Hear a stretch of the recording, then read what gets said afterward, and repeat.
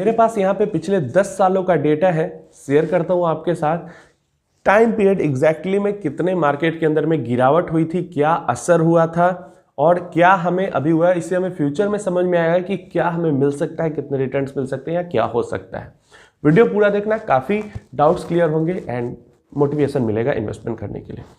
जनवरी 29, 2015, 29 जनवरी 2015 से लेकर फरवरी 11, 2016, लगभग एक साल से 10-11 दिन ज़्यादा था समय पे, और इस समय में 20% की गिरावट इंडियन मार्केट्स के अंदर में देखी गई थी। यहाँ पे जब मैं मार्केट बोल रहा हूँ तो निफ्टी 50 या सेंसेक्स की बात नहीं कर रहा, मैं ब्रॉडर मार्केट ओवरऑल निफ्टी 500 की बात कर रहा हूँ। टॉप 500 स्टॉक्स जिसके अंदर लार्ज कैप भी आ जाता है, मिड कैप भी आ जाता है और स्मॉल कैप, तो ओवरऑल मार्केट की बात हो जा रही है। यहाँ पे 20% की गिरावट ओवरऑल मार्केट में हमें देखने को मिली थी। क्लियर है, बड़ी गिरावट है 20% की एक साल के दौरान में। रिटर्न तो मिला नहीं, गिरावट अलग हो गई। सितंबर 8 सितंबर 2016 से नवंबर 21, 2016, यहाँ पे 2 महीने 3 महीने की बात होती है और इसी बीच में 11% के आसपास की गिरावट हो गई थी। इसके बाद समय आता है अगस्त 28, 2018 से लेकर अक्टूबर 26, 2018, एक महीने की बात है। 16% के पास की गिरावट हमें अगस्त, सितंबर, अक्टूबर 2 महीने हो गए, 16% की गिरावट हमें यहाँ पे देखने को मिली है।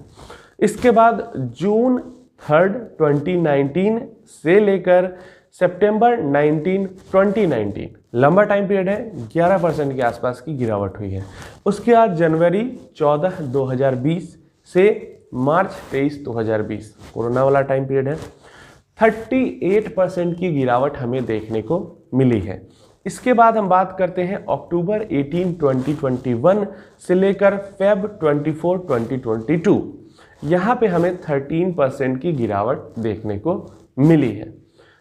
इस टाइम पीरियड में, इसको टाइम पीरियड को अगर छोटा करते हैं, पॉइंट टू पॉइंट करते हैं, तो थोड़ी सी गिरावट और हमें ज़्यादा देखने को मिलती है, लेकिन थोड़ा सा ब्रॉडर अगर हम पीरियड देखते हैं तो इस टाइप की गिरावट हमें देखने को मिलती है। अब यहाँ पे हमें समझने की चीज़ क्या है कि ये जो टाइम पीरियड है, जो 20% या 38% के पास या 16%, 11% गिरावट हुई सो हुई, बट इस टाइम पीरियड में क्योंकि गिरावट हुई है तो रिटर्न भी नहीं मिला है। तो यहाँ पे देखोगे जो पिछला डिकेड हमारा बीता है, वहां पे ज्यादातर टाइम ऐसे हैं जहां पे रिटर्न तो मिले नहीं है, ऊपर से गिरावट बड़ी बड़ी और हो गई है। इसके बावजूद में जो रिटर्न्स है हमें म्यूचुअल फंड्स के अंदर में देखने को मिलते हैं, उसकी बात कर लेते हैं। पिछले साल तक का डेटा है, जनवरी शुरू होने से पहले या 1-2 जनवरी आप मान सकते हो। फ्लेक्सी कैप कैटेगरी का लास्ट 5 ईयर है, पिछले 5 सालों में जो एवरेज रिटर्न्स था वो 16.70% का था। 10 ईयर्स का जो एवरेज रिटर्न था वो 16.41% का था।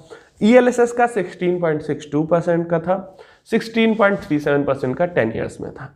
लार्ज कैप फंड्स का 15% 5 ईयर में था। 10 ईयर में 14.82% का था। मिड कैप फंड्स का 20.81% था 5 ईयर्स में, सुनना, 20.12% 10 ईयर में था। स्मॉल कैप फंड्स का 24.60% एवरेज रिटर्न है, मतलब सारे ही आंख बंद करके स्मॉल कैप में इन्वेस्ट कर देते हैं तो पिछले 5 सालों में लगभग 25% के एनुअलाइज रिटर्न मिलते हैं। 10 ईयर्स में 22.29%, 22% से ज़्यादा 10 साल में एनुअलाइज रिटर्न एवरेज है स्मॉल कैप फंड्स के।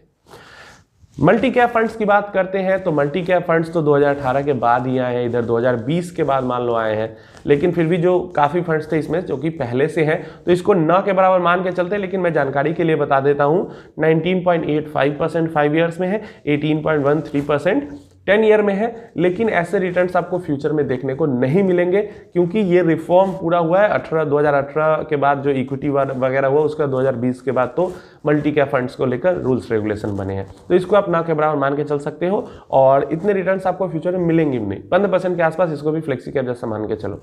Large and mid cap funds की बात करते हैं तो 18.06% 5 ईयर्स में, 17.27% 10 ईयर में।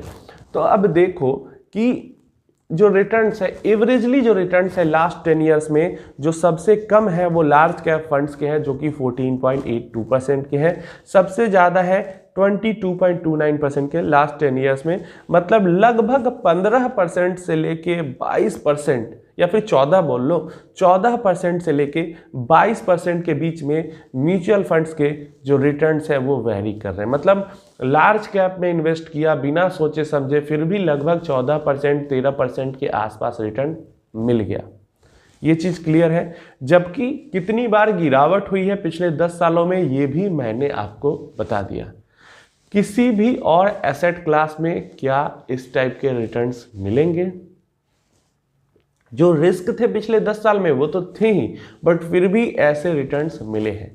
एंड इसीलिए मैं कहता हूं कि म्यूचुअल फंड के अंदर इन्वेस्ट करना बेस्ट है, क्योंकि इस टाइप के रिटर्न्स कहीं और मिलते ही नहीं है। लोग कंप्लेन करते हैं कि मैंने म्यूचुअल फंड के अंदर इन्वेस्ट किया, मेरा खराब परफॉर्म कर रहा है, मुझे 13% का ही रिटर्न मिल रहा है।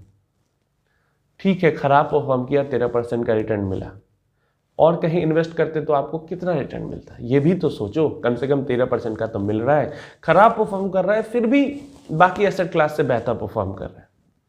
और जो लोग रिस्क की बात करते हैं, तो रिस्क तो आया है पिछले 10 सालों में। जो लोग इन गिरावट्स की हमने बात की, यहाँ पे 20% की गिरावट हुई, एक बार 11%, एक बार 16%, एक बार फिर 11%, फिर 38% फिर 13%, ये सब गिरावट जो झेल गया, समझना इस बात को, क्योंकि इस साल वॉलेटिलिटी हो सकती है। 21 में भी वॉलेटिलिटी थी, मैं वीडियो बना रहा था, आगे 2 साल बाद भी होगी, 5 साल बाद भी होगी। जो इन गिरावट को झेल जाएगा, जो इन वॉलेटिलिटी को झेल जाएगा, उनको बढ़िया रिटर्न्स गोल अचीव होने के टाइम पे लॉन्ग टर्म में मिल जाएंगे। और जो इन गिरावट में निकल जाएगा वो, अब मान लो जैसे 38% की गिरावट कोविड के टाइम में हुई, जो निकल जाता नुकसान तो होता उसको। मान लो 16% की 18 में गिरावट हुई, जो निकल जाता नुकसान तो हो जाता। एंड ये गिरावट की हम बात करें ओवरऑल 500 लेवल पे, जब हम स्मॉल कैप इंडेक्स देखेंगे वो थोड़ा ज़्यादा गिरेगी, जो लार्ज कैप इंडेक्स देखेंगे वो थोड़ा कम गिरेगी। तो ग्रोथ भी उसी के अकॉर्डिंग होता है दोनों में। तो मेरा बस इतना सा कहना है कि म्यूचुअल फंड्स के अंदर में रिस्क सारे को लेकर भी सबसे खराब भी आपको रिटर्न मिलता है, तो वो बाकी इक्विटी म्यूचुअल फंड्स की बात करें, बाकी जो एसेट क्लासेस हैं उनसे बेहतर आपको रिटर्न मिलता है। अगर पेशेंस के साथ इन्वेस्टेड रह लेते हो तो आपको और किसी चीज़ की टेंशन लेने की ज़रूरत नहीं होती है। अगले 10 साल में भी, 20 साल में भी ये सारी चीज़ें रिपीट होंगी, और वहाँ पे अगर आप फॉलो कर लेते हो इन चीज़ों को तो अच्छा वेल्थ क्रिएट हो जाएगा, नहीं तो खुद का पैसा खुद नुकसान करोगे।